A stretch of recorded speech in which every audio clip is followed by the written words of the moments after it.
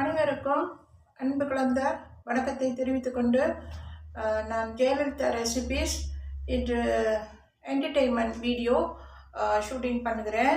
Okay, இதற்கு முன்பு நான்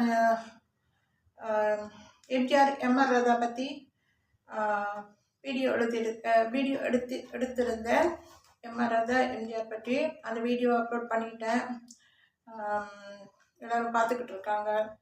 அது அரசியல் சம்மந்தப்பட்டது. இந்தியா தமிழ் ஃபிலிம் இண்டஸ்ட்ரியில் நடந்த சில சம்பவங்களை நான் அந்த வீடியோ வழியெல்லாம் குறிப்பிட்டு சொல்லியிருக்கேன். அதாவது நடிகர்களுக்குள்ள பிரச்சனை இருந்துச்சுல்ல, அது யார் தவறு பண்ணா, யார் தவறு பண்ணல, யார் மேலே குற்றம் இருக்குது, யார் மேலே குற்றம் இல்லை. ஸோ இப்போ இதெல்லாம் நான் விளக்கி சொல்லியிருந்தேன். யார் இந்த மாதிரி பண்ணியிருக்கக்கூடாது எம்ஜிஆர் விஷயத்தில் அப்படின்னு குறிப்பிட்டிருந்தேன். எம்ஆர் ராதா பற்றி சொல்லியிருந்தேன்ல, எல்லாத்துக்குமே தெரியும்ல, வீடியோ பார்த்தவங்க எல்லாத்துக்கும் தெரிஞ்சிருக்கும் தானே. நான் தவிர ஒன்றும் பேசலை, நியாயத்தை தான் நான் சொன்னேன். ஓகே, ஏன்னா படங்களை உலகம் முழுவதும் ஆள் பார்க்குறாங்க. அந்த காலம் முதல் 1930ஆம் ஆண்டு முதல் இந்த காலம் வரை ஆங்கில படங்கள், சீன படங்கள், மலாய் படங்கள், தமிழ் படங்கள் எல்லாமே எல்லா மக்களும் பார்க்குறாங்க, உலகம் முழுவதும் பார்த்துக்கிட்டு இருக்கிறாங்க. ஸோ இப்போ அந்த காலத்துலேருந்து இப்போ வரைக்கும் உள்ள படத்தை பற்றி விவரங்கள்லாம் பெரும்பாலும் எல்லா ஜாதிகளுக்கும் தெரிஞ்சிருக்கும். ஸோ இப்போ எனக்கும் தெரிஞ்சிருக்குது. நான் தமிழர் இல்லை.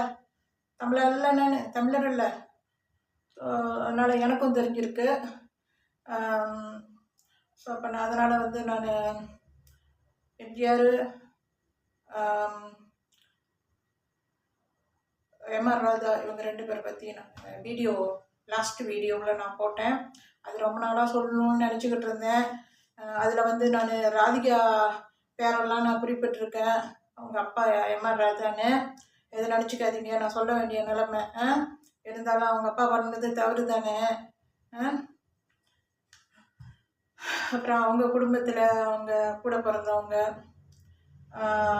ஸோ அவங்களுக்கெல்லாம் தெரிஞ்சிருக்கு எம்ஆர் ராதா எப்படிப்பட்டவருன்னு, அப்பா எப்படிப்பட்டவருன்னு. ஸோ அவர் மேலே தவறு இருக்குது அப்படின்லாம் நான் சொல்லியிருக்கேன். அது தவறான வார்த்தையாக இல்லை, உண்மையான வார்த்தை தான். இதெல்லாம் அப்படி பண்ணியிருக்கக்கூடாது என்னை பொறுத்த வரைக்கும். நான் ஜட்ஜ் இல்லை, நான் உண்மையாக நான் சொல்கிறேன். இப்படி தான் இருக்கும். ஸோ அப்போ இருந்தாலும் அந்த வீடியோவில் நான் சொல்லியிருக்கக்கூடாது, இருந்தாலும் நான் சொல்ல வேண்டிய நிலைமை ஏற்பட்டுருச்சு. ஏன்னா அந்த டாபிக் அந்த video topic MGR, MR Radha இவங்க 2 பேரை பற்றி நான் வீடியோ போட்டுட்டேன். ஓகே, வீடியோ அப்லோட் பண்ணிட்டேன். அது ஆளுக்கு ஒருவா தான் பார்த்துக்கிட்டு இருக்குது. கிட்டத்தட்ட 500 பேர்கிட்ட பார்த்துருக்காங்க. அதுக்கு முன்னே வீடியோலாம் கொஞ்சம் ரொம்ப பேர் வைரலான வீடியோலாம் போய்கிட்டு இருக்குது. 2 வீடியோ பழைய இந்த வீடியோ 500 பேருக்கிட்ட இருக்காங்க. முடிஞ்ச பாருங்கள்.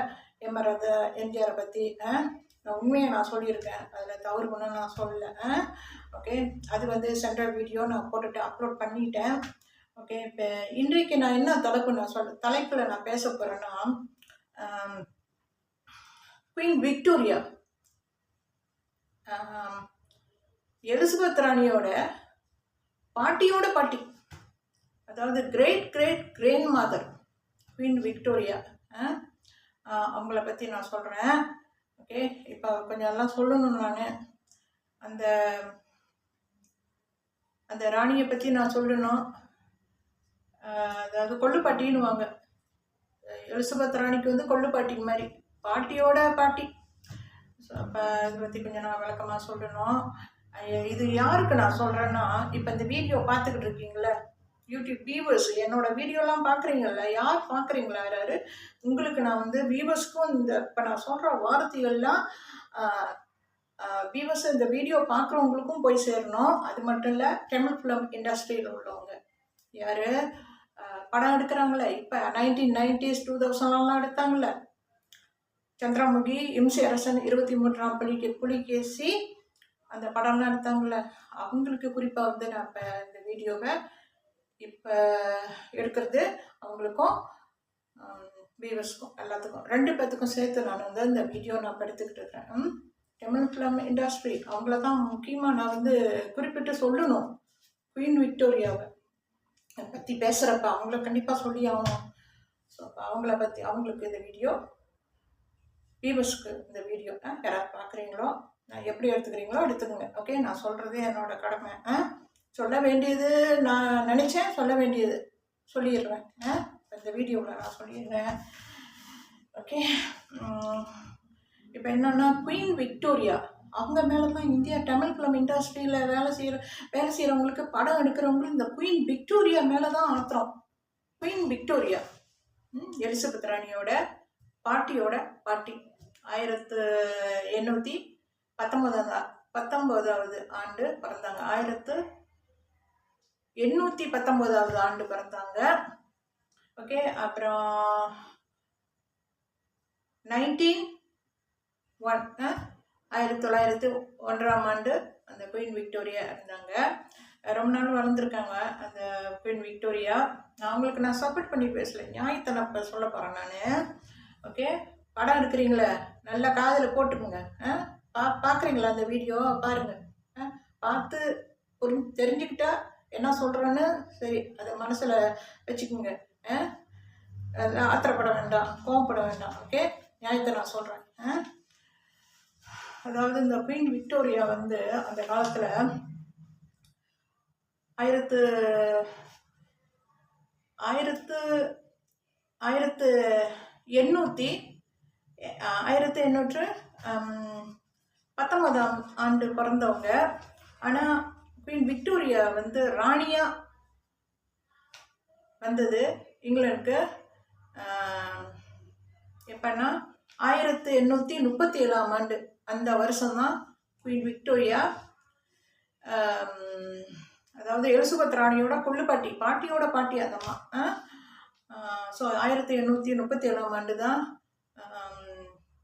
ராணியா இங்கிலாந்துக்கு பிரிட்டன் இங்கிலாந்து யுனைடெட் கிங்டம் நாட்டுக்கு ராணியாக வந்தாங்க. ஓகே, அவங்க ராணியாக வந்த பிறகு பல சம்பவங்கள் அப்போ நடந்திருக்குது. இதெல்லாம் வந்து அந்த காலத்தில் உள்ளது. ஏதோ நான் இன்டர்நெட்டில் எல்லாம் படித்து பார்த்து தான் நான் தெரிஞ்சுக்கிட்டேன், யூடியூப்லேயும். ஸோ அவங்க வந்து குயின் விக்டோரியா வந்து இந்தியா தமிழ்நாடு, இன்னும் மற்ற கல்கத்தா, இன்னும் மற்ற இடம்லாம் இருக்குது இல்லை, பாம்பே, இன்னும் சில இடங்களெல்லாம் வந்து இந்தியாவில் அவங்க வந்து கைப்பற்றி அந்த இந்தியா நாட்டை ரொம்ப நாளாக ஆட்சி பண்ணியிருக்காங்க. குயின் விக்டோரியாவும் அதில் சம்மந்தப்பட்டிருக்காங்க அப்படின்னு எல்லாம் நியூஸ் வந்திருக்குது. அது இப்போ இல்லை, அது இன்டர்நெட்டில் பார்த்தது தான். அதுக்கு வந்து அதனால வந்து படம் எடுக்கிறவங்களுக்கு எலிசபெத் ராணி குடும்பத்தில் கொஞ்சம் மன வருத்தம் இருந்திருக்குது, கொஞ்சம் கோபம் இருந்திருக்குது. குயின் விக்டோரியா மேலேயும் ஆத்திரம், எலிசபெத் ராணி மேலேயும் ஆத்திரம். அதனால தான் பல படங்கள், பாட்டு காட்சிங்க, இந்த படங்களோட கதைகள் இம்சை அரசன், 23ஆம் புலிகேசி, அது எலிசபெத் ராணி குடும்பத்து கதை. அதோட அந்த படத்தில் உள்ள வசனங்கள், பாடல்கள், இன்னும் சில படங்கள் 1990s உள்ளது, 2000 உள்ளது, இதெல்லாம் நிறையா இருக்குது. 2000க்கு பிறகு வந்திருக்குது. ஸோ அப்போ அதில் வந்து எல்லாம் அந்த பாடல் காட்சிகளும் இருக்குது. அதை தான் நான் சென்ற வீடியோவுக்கு அதுக்கு முன்னே உள்ள 2 வீடியோவுக்கு முன்னே நான் எல்லாம் குறிப்பிட்டிருந்தேன். எலிசபெத் ராணி அம்மா, எலிசபெத் ராணி பாட்டி, இவங்க 3 பேருக்கும் இந்த நாட்டு இந்தியாவை போய் பிடிச்சதில் அவங்களுக்கு சம்மந்தம் இல்லை. ஏன்னா அவங்க அந்த இந்தியாவை போய் பிடிச்ச அந்த காலத்தில் போய் கைப்பற்றினாங்கள, இந்தியாவை ஆட்சி பண்ணாங்கள்ல, அதுக்கு இந்த 3 தலைமுறையினரும் சம்மந்தம் இல்லை. இவங்க குயின் விக்டோரியா, எலிசபெத் ராணியோட கொள்ளு பாட்டின்னுவாங்க, பாட்டியோட பாட்டி. அது அந்த காலத்தில் 1800ஆம் ஆண்டு. ஸோ அப்போ அது அந்த காலத்துலலாம் அந்த காலத்து சம்பவங்களை மனசில் வச்சுக்கிட்டு குயின் எலிசபெத் குடும்பத்தை அவமானப்படுத்துறது, பழி வாங்குற மாதிரி, இது நல்லதில்லை. நல்லதில்லைன்னு இப்போ சொல்கிறேன், முந்தைய வீடியோவிலையும் நான் சொல்லியிருக்கேன். அந்த மாதிரி ஒரு எண்ணம் இருந்துச்சுன்னா தயவு செஞ்சு மாற்றிக்குங்க. ஏன்னா எலிசபெத் ராணி குடும்பம் வந்து ரொம்ப நல்ல குடும்பம். அவங்க அம்மாவும் நல்லவங்க, பாட்டியும் நல்லவங்க. சிசிலியா, அவங்க பாட்டி பேர் வந்து சிசிலியா என்னமோ காவண்டேஷன் வரும். நான் அப்புறம் பேர் வந்துடலாம், நான் எழுதுகிறேன். இங்கே நான் பிறகு வந்து இந்த வீடியோ முடிச்சுட்டனால கொஞ்சம் இங்கே எழுதுகிறேன். இங்கே வந்து கொஞ்சம் எழுதி குறிப்பு ஃபோட்டோஸ் ஓட்டுறேன் நாங்கள். ஓகே. ஸோ அப்போ கொள்ளுப்பாட்டி பண்ணின தவறுக்கு இவங்க என்ன பண்ணுவாங்க? அரச குடும்பம் இதெல்லாம் வந்து நினச்சி பார்க்கணும். படம் எடுக்கிறவங்க நினச்சி பார்க்கணும். டெல்லி, கல்கத்தாவிலலாம் நிறைய வங்காளிங்களும் இருக்காங்க. அவங்களுக்குலாம் வந்து எலிசபெத் ராணி குடும்பத்தில் வந்து ஏதாச்சும் மன வருத்தம் இருக்குமா? அவங்க வந்து அவங்கள பழி வாங்கணும்னு நினைப்பாங்களா? படங்கள் எடுத்து அந்த வழியாக ஏதாச்சும் பண்ணணும்னு நினைப்பாங்களா வீட்டில்? ஆனால் தமிழ் படம் அந்த மாதிரி பண்ணியிருக்கு இண்டஸ்ட்ரியில் உள்ளவங்க. ஓகே. ஏன்னா இது முடிஞ்ச வரைக்கும் இதோட நீங்கள் நிப்பாட்டிக்கிங்க. இதுக்கு மேலே ஒன்றும் நீங்கள் பண்ண வேண்டாம். படம்லாம் எடுத்துக்கிட்டா நிப்பாட்டம் பண்ணிக்கிட்டு இருக்க வேண்டாம். ஓகே. ஸோ இப்போ யாருமே வந்து குயின் விக்டோரியாவை பற்றி எந்த பிரச்சனையும் எழுப்பாதப்ப ஏன் தமிழ் ஃபிலிம் இண்டஸ்ட்ரியில் மட்டும் குயின் விக்டோரியா மேலேயே கண்ணா இருக்குது? கவனம் பூரா வந்து எலிசபெத் ராணி குடும்பத்து மேலேயே இருக்கு. ஏன்? ஏன்னா குயின் விக்டோரியா பேரில் ரியான்னு வருது இல்லை? குயின் விக்டோரியா பேரில் ரியான்னா பறையாங்கிற மாதிரி வருது இல்லை? அதனால ஆத்திரமா? 1500ஆம் ஆண்டு 1700ஆம் ஆண்டு 1700ஆம் ஆண்டு அந்த இந்தியாவில் வந்து இந்த இந்தியாவுக்கும் பிரிட்டன் அரசாங்கத்துக்கும் வணிகம் இருந்திருக்கு. வணிகத்துறையில் ஈடுபட்டிருக்காங்க. வணிகம்னா வியாபாரம். பிரிட்டன்காரங்களும் இந்தியாவில் உள்ளவங்களும் வியாபாரம் பண்ணியிருக்காங்க. அதாவது இந்தியாவில் உள்ள இந்த ஸ்பைசஸ் இருக்குது இல்லை, அதாவது எப்பன்னா 1700 1500ஆம் ஆண்டு 1500 1600 1700 இந்த டைமில் எல்லாம் வியாபாரம் பண்ணியிருக்காங்க. அது தண்ணி கப்பல் வழியாக போய் எல்லாம் பொருட்கள் எல்லாம், அது மூலிகை பொருட்கள், ஸ்பைசஸ், சமைக்கிறது, அப்புறம் அந்த மூலிகை செடிங்க,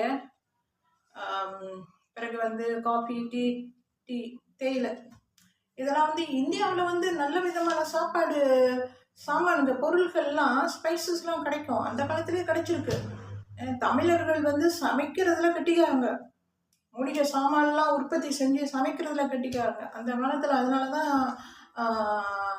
பிரிட்டன் அரசாங்கத்துக்கு தெரிஞ்சிருக்குது இவங்க நல்லா சமைப்பாங்க, இவங்க நாட்டில் நிறைய ஸ்பைசஸ் இருக்குது, நம்ம அந்த ஜாமான்லாம் வாங்கிட்டு போய் அந்த சாமான்லாம் நம்ம நாட்டில் விற்கலாம் இப்படின்னா அவங்க இங்கே வந்து இந்தியாவில் வந்து தமிழ்நாட்டில் அந்த தமிழ்நாடு மற்ற இடத்துலலாம் வந்து இந்தியானா வந்து நான் தமிழ்நாட்டை மட்டும் சொல்லல, இந்த பாம்பே, கல்கத்தா, இன்னும் மற்ற இடம்லாம் இருக்குல்ல, இந்தியா எவ்வளோ பெரிய நாடு.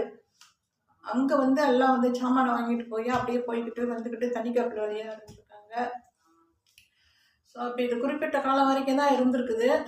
1600 700 இந்த டைமில் குயின் விக்டோரியா இருந்தப்ப குயின் விக்டோரியாவும் போயிருக்காங்க. இது வந்து நான் முன்பு உண்மையான நான் நம்பலை, ஆனால் இப்போ நம்புகிறேன். ஓகே. ஏன்னா நான் இன்டர்நெட்டில் அந்த ஃபோட்டோஸ்லாம் பார்த்தேன். அந்த ஃபோட்டோஸை நான் இங்கே நான் பிறகு ஓட்டுறேன். குயின் விக்டோரியாவும் அவங்க பிள்ளைங்க எல்லாம் அப்படியே குரூப்பாக ஒரு இது மாதிரி ஒரு கேம்ப் மாதிரி போட்டு அதில் நாற்காலி போட்டு எல்லாம் உட்காந்துருக்காங்க. குயின் விக்டோரியா முகம் அப்படியே பளிச்சுன்னு தெரியுது, எலிசபெத் ராணியோட கொள்ளு பாட்டி. ஓகே. அவங்க பிள்ளைங்க 9 பிள்ளைங்க குயின் விக்டோரியாவுக்கு, 9 சில்ட்ரன். ஸோ அப்போ இதெல்லாம் வந்து உண்மை இல்லைன்னு நினச்சேன். அவங்களும் கலந்துக்கல அப்படின்னு சும்மா தான் போயிட்டு வந்திருக்காங்கன்னா, அவங்களெல்லாம் போய் அங்கெல்லாம் எவ்வளோ எல்லாம் வேலை செஞ்சுருக்காங்க, எல்லாம் சைன் வச்சுருக்காங்க. அந்த இந்தியாவில் உள்ள சிப்பாய்ங்க, இந்தியாவில் உள்ள சிப்பாய்கள் அவங்க வேலை வேலை செய்கிறவங்க அதிகாரிகள்லாம் எல்லாம் பார்த்தேன். எல்லாம் சைன் போட்டுக்கிட்டு இருக்கிற மாதிரிலாம் இருந்திருக்குது. ஸோ அப்போ அதெல்லாம் வந்து குவீன் விக்டோரியா சம்மந்தப்பட்டதுனால தான் அவங்களும் வந்து அதில் கலந்துருக்காங்க, இல்லாமல் இருக்காது. அவங்களும் இருந்திருக்காங்க அதில். இந்தியாவை கைப்பற்றுறதுல அவங்களும் முழு முயற்சி எடுத்து அதில் கலந்துருக்காங்க. இந்தியாவை கைப்பற்றி அவங்க வந்து ஒன்றும் பண்ணலை. ஓகே, அந்த நாட்டை வந்து அவங்க கண்ட்ரோலில் வச்சுருக்காங்க, இந்தியா நாட்டை. அதுக்கு மேலே அவங்க ஒன்றும் பண்ணல. கண்ட்ரோலில் வச்சுருந்ததுன்னா அவ்வளோதான். அவங்களுக்கு அவங்களோட நாடு மாதிரி எல்லாம் வச்சுருந்தாங்களா? கொஞ்ச நாள் தானே வச்சுருந்தாங்க, அப்புறம் தான் வெளியாயிட்டாங்களே.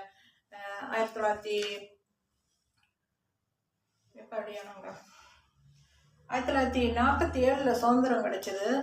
ஓகே, சுதந்திரம் கிடைச்ச பிறகு எல்லாம் வெள்ளக்காரங்களாம் வெளியாயிட்டாங்களே, பிரிட்டனுக்குலாம் வந்துட்டாங்களான்னு நினைக்கிறேன். அப்படி தான் நினைக்கிறேன். எனக்கு அந்த கதையெல்லாம் ஒன்றும் தெரில. இன்டர்நெட்லலாம் போய் பார்த்தேன், எல்லாம் இப்படி எழுதியிருக்காங்க அப்படி எழுதியிருக்காங்க. எனக்கும் ஒரே கான்ஃபியூஸாக கிடக்கு. இருந்தாலும் அவங்க பிரிட்டன் அரசாங்கம் வந்து ஒரு குறிப்பிட்ட காலம் வரைக்கும் தான் இந்தியாவை கைப்பற்றி அதில் வந்து அவங்க ஆட்சி பண்ணியிருக்காங்களே தவிர ரொம்ப நாள் இல்லை. இந்தியா சுதந்திரம் கிடைச்ச பிறகு அதோட அவங்க வெளியாகிட்டாங்க. ஓகே, கொஞ்ச நாள் சென்று வெளியாகிட்டாங்க. அதுக்கு வந்து இந்த இந்தியா சுதந்திரம் கிடைக்கிறதுக்கு பிரிட்டன் அரசாங்கமும் ரொம்ப, அதாவது என்னன்னா, பிரிட்டன் அரசாங்கம் வந்து அவங்களும் எல்லாம் உதவி ரொம்ப செஞ்சுருக்காங்க. இந்தியா சுதந்திரம் அடைகிறதுக்கு 1947 15ஆம் தேதி 8வது மாதம் இந்தியா சுதந்திரம் அடைகிறதுக்கு இவங்க வெள்ளக்காரங்களும் பிரிட்டன் உள்ளவங்களும் எல்லாம் காரணமாக இருந்திருக்காங்க. அவங்களும் சேர்ந்தா விடுதலை வாங்கி கொடுத்துருக்காங்க இந்தியாவுக்கு. ஏன்னா இவங்க ஆட்சியில் இருந்துச்சுல்ல, அப்புறம் அது சுதந்திர நாடாகிருச்சு 1947. ஓகே, ஸோ அப்போ இது வந்து வெள்ளைக்காரங்க பண்ணின தவறுன்னு சொல்ல முடியாது அந்த காலத்தில். அது என்னமோ அவங்க இந்தியாவில் உள்ளவங்களுக்கு கஷ்ட நேரம். அது அதாவது என்னன்னா, இது 1947 சுதந்திரம் கிடைக்கிறதுக்கு முந்தி கஷ்டம் எந்த நாட்டுக்கு தான் வரல. எப்படினாலும் வெளியாயிட்டாங்களா இல்லையா? சுதந்திரம் வாங்கி கொடுத்துட்டு வெள்ளக்காரங்க வெளியாயிட்டாங்களா இல்லையா? ஸோ அப்போ 1947 சுதந்திரம் கிடச்சி. சுதந்திரம் கிடைச்சது 1948 சுதந்திரம் வாங்கி கொடுத்தது வந்து மகாத்மா காந்தி. அவரு தான் சுதந்திரம் இந்தியாவுக்கு வாங்கி கொடுத்தாரு. மகாத்மா காந்தி அதெல்லாம் தெரியும் தானே உங்களுக்கு. அவர் வாங்கி கொடுத்த மறு வருஷம் மகாத்மா காந்தியை யாரோ ஒருத்தர் வந்து சுட்டுட்டாரு. ஸோ சுதந்திரம் கிடைச்ச பிறகு மறு வருஷம் ஜனவரி மாதம் 1948 மகாத்மா காந்தியை யாரோ சுட்டுட்டாங்க. யாரும் ஒன்றும் இல்லை, அந்த ஆளு பேர் இருங்க,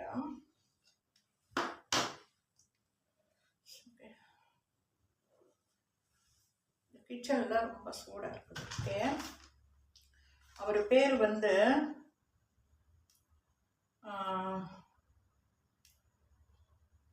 நதுராம்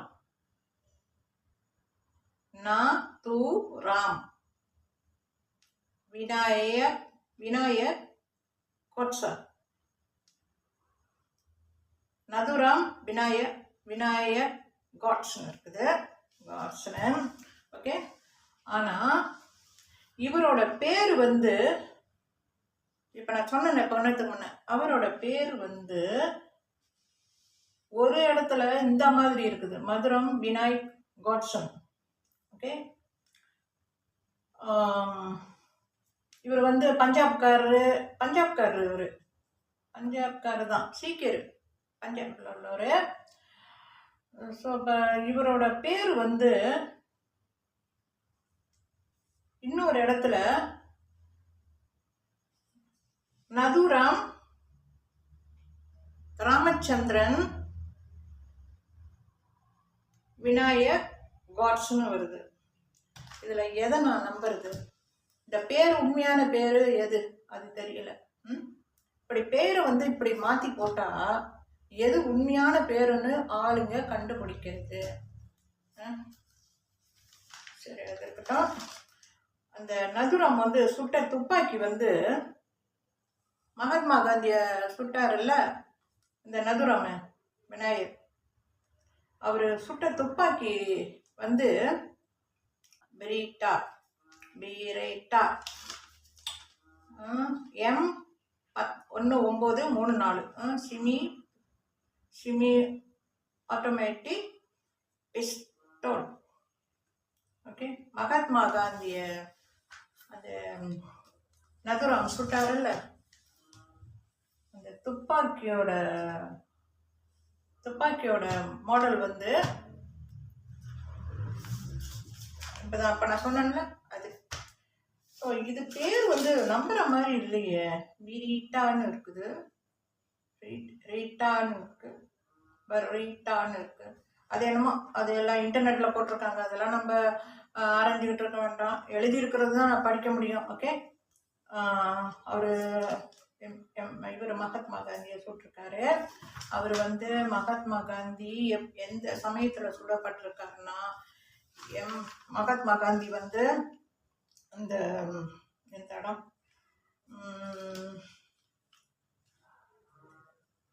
Birla 1948 Birla house BIRLA house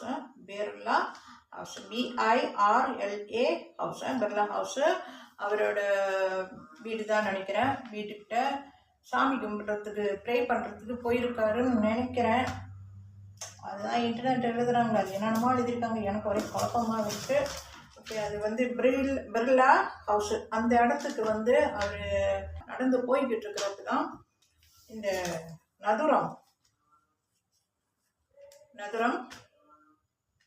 Ramachandran Vinayak katsu. பேர் எப்படின்னா எவ்வளோ அழகாக இருக்குது. எத்தனை பேர்? 4 பேர். ஓகே, இவரை சுட்டிருக்காரு. மகாத்மா காந்தி இறந்துட்டாரு. அது முந்தி உள்ள கதை. ஆனால் மகாத்மா காந்தி சுடப்படுறதுக்கு விஸ்வத் ராணி குடும்பத்தில் உள்ளவங்க யாரும் வந்து இதுக்கு காரணமாக இருந்திருக்க மாட்டாங்க. பிரிட்டன் அரசாங்கமும் இதுக்கு காரணமாக இருந்திருக்க மாட்டாங்க மகாத்மா காந்தியை சுடுறதுக்கு. ஓகே, இந்த நதுராம் வழியா சுடுறதுக்கு காரணமாக இருந்திருக்க மாட்டாங்க. ஆனால் இது வந்து இந்தியாவில் உள்ள தீவிரவாதிகள் சீக்கியர்கள்னா வங்காளிங்க தான். வங்காளி தானே இவர். அந்த நதுராம அவர் தானே சுட்டாரு. அதான் பஞ்சாப்ல உள்ளவர் சீக்கியர். ஸோ அப்போ அவங்க சீக்கியர்லேயே வங்காளிங்க நாடுலேயே வந்து பொம்பை, கல்கத்தா, இன்னும் மற்ற இடம்லாம் இருக்குதுல்ல, மகாசாஸ்திராவா என்னமோ ஒரு, அதுலேயே நிறைய தீவிரவாதிங்க இருக்காங்க. அந்த தீவிரவாதிகள்ல யாரோ சீக்கியர் தீவிரவாதிகள் பஞ்சாப்காரங்க அவங்க சுட்டிருக்காங்க. அது எதுக்கு சுட்டாங்களோ? இப்போ இங்கிலாந்து நாட்டு பிரிட்டன் அரசாங்கத்து வெள்ளைக்காரங்க அவங்க தானே எல்லாம் போனாங்க. அவங்க வந்து சொல்றதுக்கு இவங்க காரணமாக இருந்திருக்க மாட்டாங்க, சொல்லி கொடுத்து சுட வச்சிருக்க மாட்டாங்க. அதான் நான் நினைக்கிறேன். ஏன்னா சுதந்திரம் கொடுத்துட்டாங்கல்ல. இது அந்த இந்தியாவில் உள்ள இந்த சீக்கியர்கள் அது எல்லாம் அது ஒரு கூட்டம் இருக்கும் இந்தியாவில். வங்காள நாடுல வங்காளிங்க இருக்கிற நாடு சீக்கியர்கள். ஸோ அவங்க தான் எல்லாம் பேசி ஏதோ என்ன காரணம்னு தெரில. ஏன்னா மகாத்மா காந்தி இங்கிலாந்துக்கும் போய்கிட்டு வந்துக்கிட்டு, அதாவது 2வது உலக யுத்தம் அந்த டைமில் இவங்க பிரிட்டன் அரசாங்கம் வந்து பிரிட்டன் வந்து இதை பிடிச்சதில்ல, இந்தியாவை வந்து ஆட்சி பண்ணாங்கல்ல, அதுக்கு வந்து சுதந்திரம் வாங்கி கொடுக்கறதுக்கு இங்கிலாந்துக்கும் இந்தியாவுக்கும் இப்படி போயிட்டெல்லாம் வந்திருக்காரு. ரொம்ப கஷ்டப்பட்டிருக்காரு மகாத்மா காந்தி. இல்லைன்னு சொல்லல, இருந்தாலும் என்ன பண்ணுறது. யார் சுட்டிருப்பான்னா இங்கிலாந்து அரசாங்கம் படைங்க அதிகாரிகள் அவங்க வந்து அதெல்லாம் போனாங்களா சிப்பாயிங்க, அவங்க சுட்டிருக்க வாய்ப்பு இல்லை. இது வந்து இந்தியாவில் உள்ளவங்களே சுட்டிருக்காங்க. உங்கள் எல்லாத்துக்குமே தெரியுமா, இந்தியாவிலேயும் நிறைய தீவிரவாதிகள் இருக்காங்கல்ல, பயங்கரவாதிகள் இருக்காங்கல்ல. எல்லா நாட்டிலையும் இருக்கு. எங்கள் நாட்டிலையும் மலேசியாவிலையும் இருக்குது பயங்கரவாதிங்க, தீவிரவாதிங்க. எங்கள் நாட்டில் இருக்காங்களே. எங்கள் நாடு மட்டும் இல்லை, இதுலேயும் இருக்குது. பிரிட்டன்லேயும் இருக்குது தீவிரவாதிங்க, யூஎஸ்ஏலையும் இருக்காங்க தீவிரவாதிங்க. அது மட்டும் இல்லை, பிரான்ஸ் நாட்டிலையும் இருக்காங்க தீவிரவாதிங்க. உலகம் முழுவதும் ஒவ்வொரு நாட்டிலையும் தீவிரவாதிங்க இருக்காங்க, இல்லைன்னு சொல்ல முடியாது, எல்லா நாட்டிலையும் இருக்காங்க. ஓகே, ஸோ அப்போ அது இந்தியாவில் உள்ள தீவிரவாதிங்க பஞ்சாப் நாட்டில் உள்ளவங்க வங்காளிங்க. இப்போ இந்த நதுராம், ராமச்சந்திரன், விநாயக் காட்ஸ்ன்னு இருக்குது. காட்ஸ் பேர் பாருங்க, காட்ஸ். இதெல்லாம் இன்டர்நெட்டில் உள்ளவங்க அவங்களே எல்லாம் வச்சுக்கிட்ட பேரா?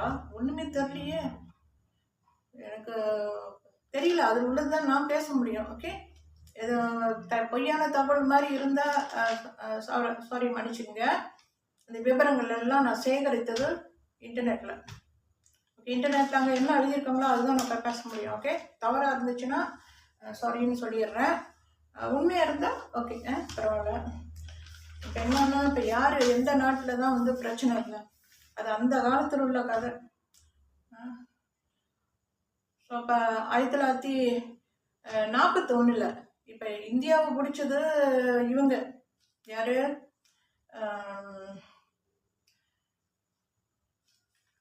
பிரிட்டன் அரசாங்கம்.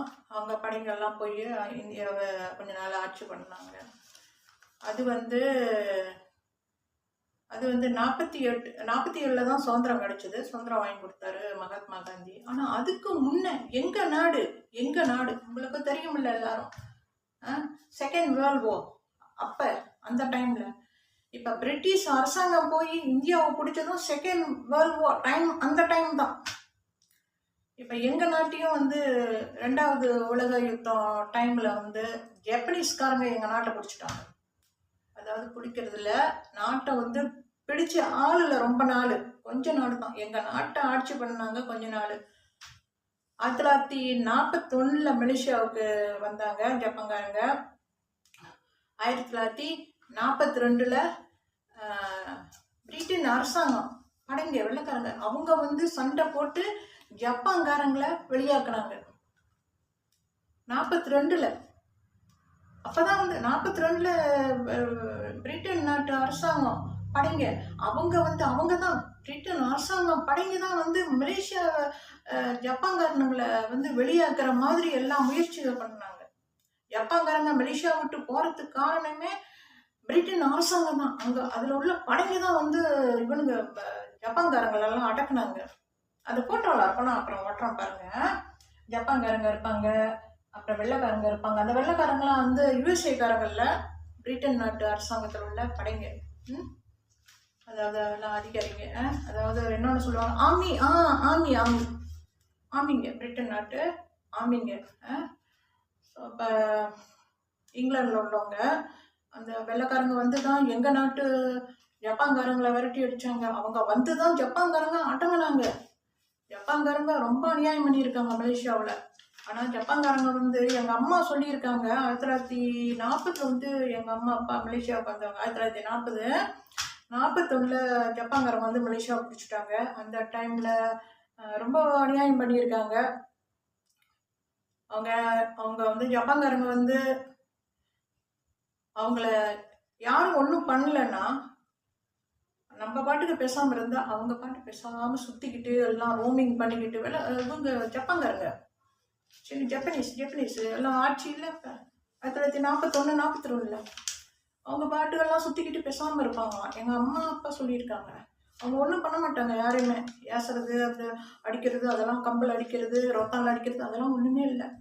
அவங்க நாட்டை பிடிச்சாங்கன்னா அதோட தான் அவங்களோட எழுத்துக்கிட்டு ஜப்பான்காரங்களை யாராவது எழுத்துக்கிட்டு பேசி ஜப்பான்காரங்களோட சண்டைக்கு போனால் தான் எங்கள் நாட்டில் மலைக்காரங்க எடுத்துக்கிட்டு ரொம்ப பேர் அவங்க கூட சண்டை போட்டிருக்காங்க, ஏற்றுக்கிட்டு இருந்தாங்க. அதாவது எதிர்க்கிறதுனா அவங்களோட ஃபைட் பண்ணுறது ஜப்பான்காரங்கள. அந்த மாதிரி டைமில் தான் ஜப்பான்காரங்க ரொம்ப மலாய்க்காரங்களை மலேசியாவிலலாம் கொண்டு போட்டாங்க. துப்பாக்கியில் பார்த்தீங்கன்னா துப்பாக்கி இப்படி இருக்கும் நீட்டாக, மின்னுக்கு கத்தி இருக்கும். அதுலேயே குத்தி மலாய்க்காரங்களும் எவ்வளவோ பேர் கொண்டுட்டாங்க ஜப்பான்காரங்க. எங்கள் அப்பா அம்மா சொல்லியிருக்காங்க, அப்பாவுக்கு தான் தெரியும் எல்லாம் ஜப்பான்காரங்களோட கதையெல்லாம். ஏன்னா நான் அப்போ பிறக்கல, நான் 1954 பிறந்தேன். ஸோ இப்போ இதுக்கெல்லாம் இதுக்கெல்லாம் என்ன காரணம்னா, அதாவது அவங்களோட ஆட்சி மலேசியாவில் நிலைக்கணும்.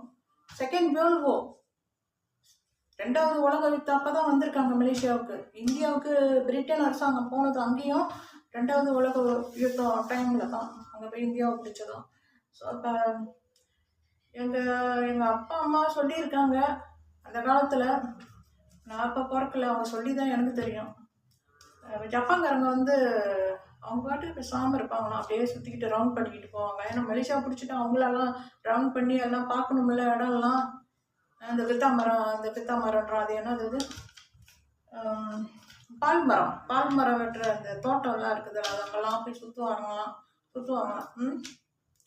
வீடு வீடாக வந்து எல்லாம் அவங்கள சுற்றிட்டு போவாங்களாம். லைன் ரோவர் இருக்குதுல்ல, பெரிய பெரிய ஜீப், அதில் வருவாங்களாம் ஜப்பான்காரங்க அந்த காலத்தில் வந்து வீடு எல்லாம் சுற்றி அப்படியே போய்கிட்டு இருப்பாங்களாம்.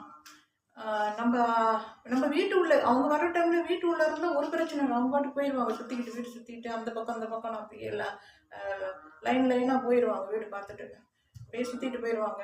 யாராவது வெளியே இருக்குது, கிச்சன் வெளியே இருக்குது நின்றுக்கிட்டு வேலை செஞ்சுக்கிட்டு இருந்தா ஒன்றும் ஏசுறதுலாம் ஒன்றும் இல்லையா, தண்ணி கேட்பாங்களாம், குடிக்கிறதுக்கு தண்ணி கேட்பாங்களாம். வாட்டர்னு சொல்லுவாங்களாம், குடிக்கணும்னு வாட்டர்னு. அப்போ எல்லாம் ஊற்றி கொடுப்பாங்களே. எங்கள் அப்பா கூட ஊற்றி கொடுத்துருக்காங்க, சொல்லியிருக்காரு என்கிட்ட.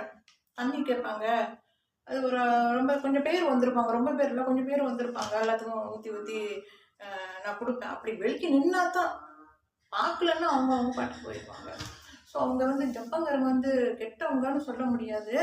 அவங்கக்கிட்ட யாராவது ஃபைட் பண்ணால் தான் அவங்க ஏற்றுக்கிட்டு நிற்பாங்க. ஜப்பான்காரங்களாம் கட்டையாக இருப்பாங்க. அந்த ஃபோட்டோலாம் நான் காட்டுறேன், அப்புறம் பாருங்கள். நான் அப்புறம் இதை அங்கே ஒட்டுக்கிறேன். ஓகே. ஸோ வெள்ளைக்காரங்களும் இருக்காங்க. வெள்ளைக்காரங்க வந்து தான் 1942 மலேசியாவுக்கு பிரிட்டன் இங்கிலாந்துலேருந்து அரசாங்கம் அனுப்பி விட்டுருக்கு. அதாவது சோல்ஜரை அனுப்பி விட்டு தான் அவங்க வந்து அடக்கினாங்க. சண்டை போட்டு ஜப்பான்காரங்களாம் அடக்கினாங்க. அந்த சண்டை காட்சியெல்லாம் இருக்குது, நான் காட்டுறேன் அப்புறமேல இருந்தாங்க ஃபோட்டோ போட்டுறேன். அதாவது வெள்ளைக்காரங்க, இங்கிலாண்டில் உள்ள வெள்ளைக்காரங்க, பிரிட்டனில் உள்ளவங்க ஜப்பான்காரங்களோட சண்டை போட்ட அந்த ஃபோட்டோலாம் நான் இன்டர்நெட்லேருந்து சப்ஸ்கிரைப் பண்ணி வச்சுருக்கேன். வெள்ளைக்காரங்களும் வந்து நல்லவங்க இருக்காங்க, பிரிட்டனில் உள்ளவங்களும் ரொம்ப நல்லவங்க. அவங்க வந்து இந்தியாவில் அந்த மாதிரி ஒரு சம்பவம் நடந்திருக்குன்னா, சுதந்திரம் வாங்கி கொடுத்த அந்த மகாத்மா காந்திக்கு அப்படி ஒரு சம்பவம் நடந்திருக்குன்னா, ஏன்னா இவங்க கைப்பற்றின பிறகு சுதந்திரம் கிடைச்சிருக்குல்ல, அந்த மாதிரி ஒரு சம்பவம் மகாத்மா காந்திக்கு ஏற்பட்டிருக்குன்னா அது கண்டிப்பாக வந்து இங்கிலாந்து அரசாங்கத்தில் உள்ள படைகளாக இருக்காது. இது வந்து தீவிரவாதிகள், அந்த பஞ்சாப் மாநிலத்தில் உள்ளவங்க, அது அவங்களுக்குள்ள என்ன பிரச்சனையோ மகாத்மா காந்தியை சுட்டுட்டாங்க. மகாத்மா காந்தி இங்கிலாண்டில் போய் 6 மாதம் ஜெயிலெலாம் இருந்துட்டு வந்தாராம். சட்டையே போட மாட்டார் மகாத்மா காந்தி, சட்டம் இல்லாமல் தான் இருப்பார். அதே பிடிக்கல நினைக்கிறேன், சீக்கியர்களுக்கு பிடிக்கல. சட்டம் இல்லாமையே அலையிறது, ஒரு துண்டு போட்டுக்கிட்டு வேஷ்டியை கட்டிக்கிட்டு ஒரு குச்சி வச்சுக்கிட்டு, வயசானவர் தான் இருந்தாலும் சட்டம் இல்லாமல் அந்த மாதிரி அந்த காலத்தில் போய் எல்லாம் அதாவது இந்தியாவுக்கு சுதந்திரம் வாங்கி கொடுக்கறதுக்கு அந்த மாதிரி முயற்சியில் வந்து அவர் ஈடுபடலாமா? சட்டையை போட்டுக்கிட்டு போக வேண்டியது தானே, வேஷ்டி மட்டும் கட்டியிருப்பார். அப்புறம் என்ன பண்ணுறது, அவரோட நிலைமை அந்த மாதிரி. அப்படி போடணும்னு தோன்றிருக்கா, அப்படி போட்டிருக்காரு. அது பிடிக்காம இருந்திருக்கலாம் அது சீக்கியர்களுக்கு, பஞ்சாப்காரங்களுக்கு. அப்போ அது வந்து லண்டனுக்கு போய்கிட்டு வந்துக்கிட்டு அதாவது பிரிட்டிஷ் அரசாங்கம் அவங்க நாட்டை இந்தியா நாட்டை பிடிச்சப்ப அது கூட எல்லாம் பிடிக்காம இருந்திருக்கோம். அவங்க பஞ்சாப்ல உள்ளவங்களே வந்து பஞ்சாபிக்காரங்களே வந்து அவங்களுக்குள்ளேயே எல்லாம் சொல்லி கொடுத்து மகாத்மா காந்தியை சொல்லியிருக்கோம். அந்த காலத்தில் உள்ள கதையெல்லாம் நம்மளுக்கு தெரியாது, உண்மை தெரியாமல் நம்ம ஒன்றும் சொல்லக்கூடாது. யாராக இருந்தாலும் நான் சொல்கிறேன், இப்படி இருக்கலாம்னு தான் நான் சொல்கிறேனே தவிர இதுதான் அப்படின்னு நான் சொல்லலை. இருந்தாலும் மகாத்மா காந்தியை நீங்கள் பார்க்கணும், சட்டம் போட்டிருப்பாரு. மகாத்மா காந்தி சட்டம் இல்லாமல் இந்த மாதிரி வெள்ளை துண்டு போட்டுக்கிட்டு உடம்பெல்லாம் தெரியும். ஸோ இப்போ அதெல்லாம் அவ்வளோ நல்லா இல்லை. அது அந்த காலத்தில் அவர் அப்படி பண்ணியிருக்காரு. என்ன பண்ணுறது, மகாத்மா காந்தினா ஒரு பெரிய கையெடுத்து கும்பிடணும் மகாத்மா காந்தியை. அவர் வந்து சுதந்திர வீரர், இந்தியாவுக்கு சுதந்திரம் வாங்கி கொடுத்து மறு வருஷமே அவரு போயிட்டாரு. அது அந்த நகரம் சுட்டுட்டாரு. அது தீவிரவாதி சீக்கியர்கள். ஸோ அப்போ அவர் சுடுறதுக்கு காரணம் அவங்க நாட்டில் உள்ள வங்காளிங்களுக்குள்ளேயே உள்ள பஞ்சாப் நாட்டில் உள்ள தீவிரவாதிங்க. அவர் சுற்றுக்காருன்னா அது அவங்க ஜாதிக்குள்ளேயே எல்லாம் பேசி வச்சு சுட்டிருக்காங்க. வெள்ளைக்காரங்க அதில் சம்மந்தப்பட்டிருக்க மாட்டாங்க. இது அந்த காலத்தில் உள்ளது. குயின் விக்டோரியா மேலே ஏன் வந்து கடுப்பாக இருக்காங்க அவங்க? ஏன் வந்து படம் எடுக்கிறாங்க? ஏன் வசனம் எல்லாம் வந்து அந்த படக்காட்சிகளில் கொண்டு வராங்க? பாடல்களில் ஏன் பிரிட்டன் அரச குடும்பத்தை ஏன் நினைவுபடுத்தியிருக்காங்க? அதெல்லாம் குறிப்பிட்ட பாட்டெல்லாம் வந்திருக்குது. இதெல்லாம் வந்து பண்ணியிருக்கக்கூடாது. தமிழ்நாட்டில் உள்ள தமிழ் ஃபிலிம் இண்டஸ்ட்ரியில் உள்ளவங்க பண்ணியிருக்கக்கூடாது. மற்றவங்க அப்படியே கேட்டுட்டு பேசாமல் இருந்திருக்கலாம். நான் வந்து பேசாமல் இருக்க முடியுமா? ஏன்னா அந்த எலிசபெத் ராணி அம்மா சாரி, எனக்கு அம்மா இல்லை, அவங்க வந்து நாட்டுக்கு ராணி. அவங்க அம்மா மாதிரி தானே. பாவம் இல்லை, அந்த குடும்பத்தை வந்து இழிவுபடுத்தின பாவம் தானே. இந்தியாவில் தமிழ் படம் எடுக்கிறவங்களுக்கு வந்து எலிசபெத் ராணி குடும்பத்து மேலேயே ஒரு கண்ணு, அவங்க மேலேயே கவனம். எப்பவும் வந்து இந்தியாவில் படம் எடுக்கிறவங்களுக்கு எலிசபெத் ராணி குடும்பத்து மேலேயே கவனமாக இருக்கும். அவங்களையே தான் கவனிச்சுக்கிட்டு இருப்பாங்க. ஸோ இப்போ இதெல்லாம் வந்து என்ன நல்ல மனசு உள்ளவங்க இந்த மாதிரி பண்ணலாமா? தமிழ் இண்டஸ்ட்ரியில் உள்ளவங்க இதோட திருந்திருங்க, தமிழ் படம் எடுக்கிறவங்க. ஓகே, நான் இப்போ இது ரொம்ப நேரம் நான் பேசிட்டேன். இவ்வளோ நேரம் அனைவரும் பொறுமையாக இந்த வீடியோவை பார்த்ததுக்கு ஒரு தேங்க்ஸ் சொல்லிக்கிறேன். ஓகே, தேங்க்ஸ் ஃபார் வாட்சிங் மை வீடியோ வியூவர்ஸா. தேங்க்யூ, பாய்.